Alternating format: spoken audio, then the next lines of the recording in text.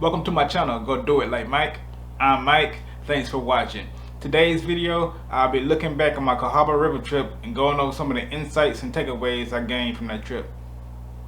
Alright, today we're taking a look at all the lessons learned from my last trip. And some of these are going to be those things that no matter how experienced you are, you can always do it better. It's kind of one of those universal things, so it'll be a little bit for everybody in here. Alright, without any further ado, let's get into it.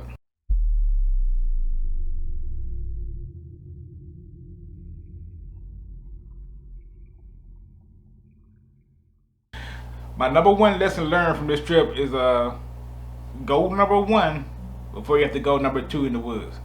Just trust me on this one. This may be one that like ladies can forget. Like I really don't know how that works for you all, but I can say it's real easy to forget. Like while you're squatting, like your pants around the ankles. There's no bowl.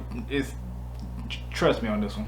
All right, now a more serious note on number two is get organized and stay organized. Like this is one of the universal ones that everyone can learn. This is pretty much my main takeaway from that last trip.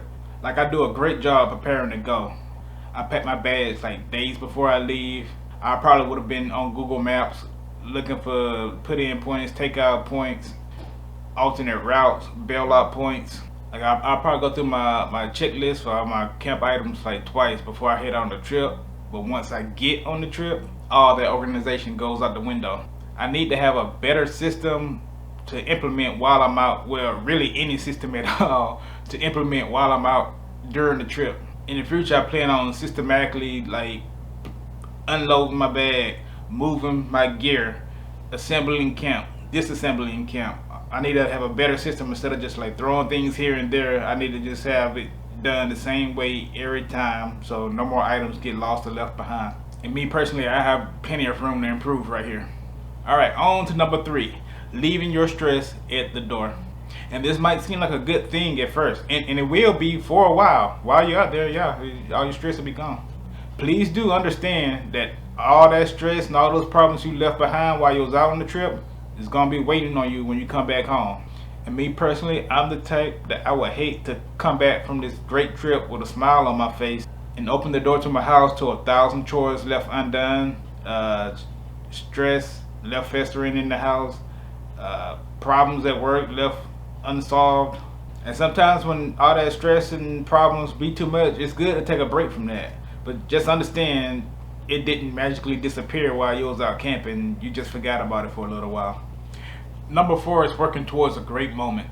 And honestly, this ain't something I developed on this last camping trip. This has been a running theme of mine, but I wanted to express it on this channel.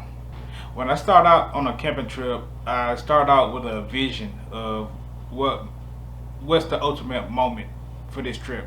That may be sitting down, watching the sunset over the water with a good brew in hand, a nice cigar with time to burn. Or that can just be a relaxing evening down with the kids, telling stories, watching them burn marshmallow after marshmallow, trying to make the perfect s'more. They always hold theirs way too close to the fire.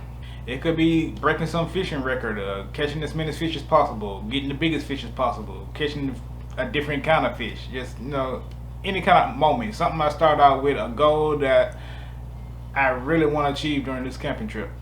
But you have to understand, those things just don't happen just because you left the house. And first and foremost, you just got to get the courage and the gumption to go out into an adventure. I mean, that may seem easier than it actually is, but a lot of people just get so complacent in life, they never go out and do anything different. And you have to understand, if you actually do get the gumption, go out, make preparations, go out and do something new, it's going to be your first time doing it. So you're going to have those growing pains of doing something new for the first time. Like you go out on a new adventure and you don't even know what you don't know. On my first camping trip, I had no idea how to start a fire.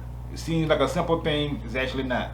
If you do what I do, go camping or whatever, you may think like starting a fire is easy. But if you didn't grow up camping or in the woods or something like that, you will be surprised how hard it is to start a fire with no tools. So I ended up lighting my first fire with charcoals and lighter fluid because that's just what I knew. I barbecued my whole life, and so I just started a fire that way. That ended up being a moment I took with me the rest of my life. It wasn't given to me. I had to grow. I had to earn that moment. But it made that moment that much more satisfying. Like after all that work, going into the woods, setting up a camp for the first time, trying to start a fire after a rainy day just because I ain't know any better. I earned those precious few moments that night under the moonlight with the sound of the wood all around us, warm in the fire's red glow. And that's it. That's all I got for you guys. 4 little takeaways from my last trip. I wanted to put five. Five would have been a nice round number, but honestly, I didn't have five. I didn't even have four. I used 3 takeaways from that last trip and one that is a running theme of mine that I wanted to express on this channel. Anyway, I encourage you all to go out and adventure.